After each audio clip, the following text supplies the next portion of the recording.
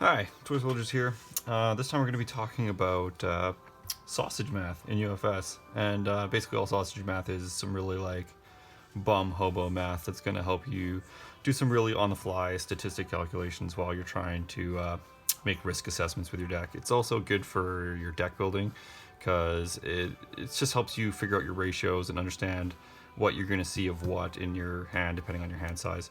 But without trying to get too much into the into the wordiness of it, I'll just get into the bum numbers of it. So what I've got here is my my Akuma deck, and this is kind of a simplified version that I use for running demo games with people. And I'm going to write down some of the stats of this deck. Okay, so with attacks, I'm sitting at 18 out of 62 cards are attacks. Foundations are sitting at 42 out of 62 cards. And then I have 2 assets in the deck. I have 23, high blocks out of 62. Mid blocks are sitting at, I think, 17 out of 62. And then low blocks are sitting at 11 out of 62. Those are all my fun numbers. Okay. So now, if I'm looking at a turn 1, turn 2 build with this deck, what I want to know is how many out of my opening hand I'm going to see of each of these things. And the math on that's really, really simple. Basically, all I'm going to do is take 18. I'm going to divide it by the number of cards in my deck, so 62. That gives me 0.29. So that's about 29% of my deck is attacks, right? And then all you're going to do is multiply that by your character's hand size. I don't know how to use a calculator, apparently. 6. And that gives me 1.74, right? So 1.74. So that means out of an opening hand of 6 cards, about 1.74 of those cards are going to be attacks. So I can assume I'm probably going to get 2 attacks. Maybe I'll only get 1 attack per 6 cards that I see in an opening hand. That kind of makes sense? Yeah? Following along still? So this kind of calculation is good because it lets you know lots of information for your turn 1, turn 2 builds. Because usually with those turn 1, turn 2 builds, you're pushing out as many foundations as you possibly can. Usually. I know there's lots of decks that are exceptions to that rules, but for this we're just kind of going over what's possible, right? So you're going to look at my block lineup and you're going to see that's kind of mismatched, right? So right now we've got 23 divided by 62 gives me 37%, right? 17 divided by 62 gives me 27%, and 11 divided by 62 gives me 17.7%, right? And again, we can take that further. We can multiply that by 6, which means 1.06 cards in my hands should be low blocks, which is a pretty good number. I like to keep, for each of my highs and lows, I like to keep it at least 1 per hand size of my character. I like to try and get that number a little bit higher than 1, but you know, what can you do? With mids, I like to try to get that around 2. So we'll see if I did that at least half decent, so 27%. Multiply because I'm smart with math. What? No, I'm doing this wrong. There we go. Look at me. I'm a math genius. 1.62. I guess I could have just figured that out on my own. So I'm actually lower than what I'd probably like to see. This number should probably be a little bit closer to that number, but hey, let's find out. So 0.23. Oh my god, let's just leave it. My mathematics are just terrible. 23 times. Oh my gosh, no, I'm doing this wrong. Hope you guys aren't watching this because this is atrocious. Why you don't use calculators on a video. All right, 2.22. So in reality, I should probably switch these two numbers around for this deck. I should probably get at least around 23 mid blocks and probably sit at maybe like 17 high blocks. That's probably good for this current meta considering Cowboy Battery and all that junk's around. And high attacks seem to kill people, and Snake Man's popularity has kind of plummeted lately. So, but this is what I'm looking at for the sausage math on my deck so far. So now this helps on deck building for turn 1, turn 2 stuff, but it's really important to look at these kind of numbers for other points too.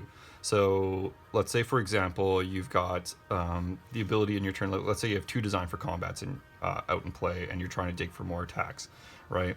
It's really easy then to just take a look at like your percentage, so 0.29%. Now that you know that's how many attacks you have in there, to multiply that by 2, right? You have a 0.58, right, of a card. So out of those 2, 0.58 out of those 2 cards. So what, like, sausage math again, I'm going to guess that I have about a 50% chance of seeing an attack based on drawing 2 cards out of my deck, right? Like, that's just kind of how I'm going to start doing really, like I said, this is really bum math for risk assessment when you're trying to do a build, right? And you can do the same sort of thing. So this deck runs 4 copies of Show Your Repo, right?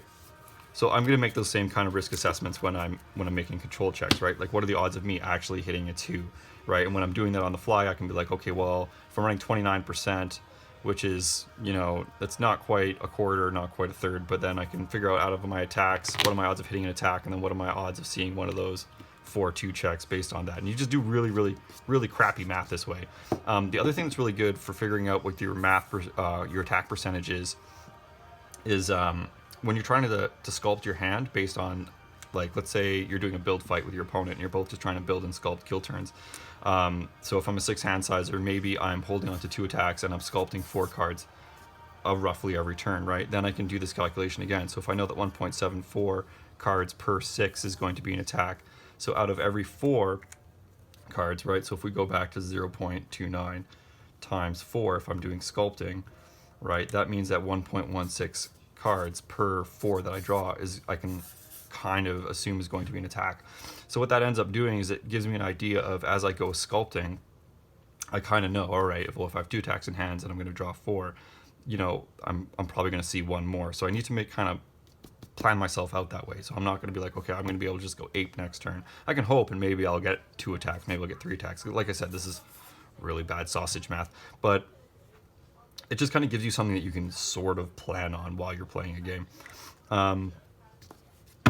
I mean, and again, like, if you're sculpting and you're trying to concoct a kill turn, maybe you draw that 1 card out of those 4, and then the next time you're doing it off of 3, right? Which might end up this being slightly below, might be like 0.9 something, right? So then you at least know it'll take you 2 more sculpt turns to get 4 attack cards in your hand, and you can kind of plan that way. And then you can, if you don't like that and you know that your deck ends up in situations late game where you're trying to sculpt a critical mass kill turn, then you can kind of adjust your attack value, your attack numbers, and all this kind of number mumbo jumbo to get yourself to where you want to be, right?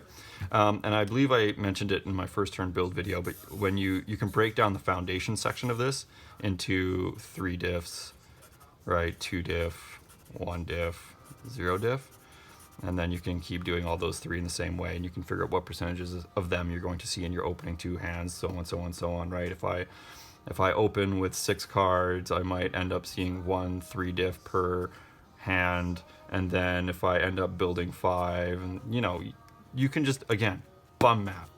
Don't try to overcomplicate things when you're playing the game. Just kind of really simplify it. Another thing that I like to do is, unfortunately, 18 out of 62 puts me at like 29%, and I don't really like that because it's not a nice easy number to do math with. I like to try to get this number either close to 1 out of 4 cards being an attack. I'm getting this sheet too messy. Yeah. Okay, so with attacks, I like to keep my attacks either around the 1/4 mark or the 1/3 mark for aggressive, and this one's more for tempo, and you can go 1/5 if you're going control, right? Or you can be a psychopath and go 1 out of every 2 attacks if you're just going, you know, crazy. Yeah. But if you get your attacks around that kind of a ratio, and at those percentages, it makes it really easy to do risk assessment when you're doing control checks. You can be like, okay, well, if I just hit 2 foundations, the odds are is I'm going to hit an attack next on my control check. Or at least you know that if I'm running an aggro build and 1 out of every 3 cards is an attack, then I know if I'm going to play 3 cards that turn, of course, 1 of those checks is going to be bad, right? And then I can assume that 2 of them are going to be okay, probably on foundations, statistically average speaking, right? And I think I've covered this in other videos, but I just wanted to go over it again just to kind of show you how I do on-the-fly calculations, how I kind of crunch the numbers. It's not fancy. It's really crude. I can barely use a calculator. You can easily do this in your brain, right? Even if you're just close to one of these numbers, right? Like, it doesn't have to be exact. Like, if you're running 27% attacks, then I would just count myself around the tempo mark, and I'd be like, okay, I do all my calculations while I'm in a game. I don't have time to calculate everything based off 27%. So while I'm in a game, I just calculate everything off of the quarter, and I just assume that 1 out of every 4 cards will be an attack, and I do all my calculations based on that, and all my risk assessments based on that. That means if I open a turn with 6 cards, you know, 3, there we go, I can do math. So if I open a turn with 6 cards and only 2 of them end up being attacks, and I really, really need to see one more attack to kill them, well, then I know that on average, I can assume that I have to trigger 4 more draw instances if I want to see one more attack, right? And I have to kind of assume that. I can make riskier plans otherwise, but I might be able to just save those 2 attacks, right? Because especially if those draw triggers are based off of enhances, and you have to play one of these attacks in order to check, then you're going to want to have at least 4 draw triggers so that you can statistically average increase the chance of seeing that 3rd attack card that you want to see. Or I guess that adds an extra card. You know what I'm saying. Anyways, bum math. It doesn't need to be fancy. Doesn't need to be fantastic. It just needs to be enough so that when you're in a game and you need to make like a risk assessment, you have the ability to do that. And it's really all about just simplifying the numbers. If you can just simplify the numbers, make them super dumb, make them super foolproof, they're not 100% accurate, not by a long shot, but you're just looking for these average risk assessment numbers that you want to use while you're calculating. So hopefully this kind of helped you. I know I'm not exactly a math wizard. You didn't really even get to look at the deck or look at cards that much. It's all just me drawing on a piece of paper, but hopefully this helped you at least a little bit. That's my objective with this channel, is that at least I'm trying to pass on little nuggets of information, little things that I do when I'm in games that help me out. So yeah, until next time, this is Toy.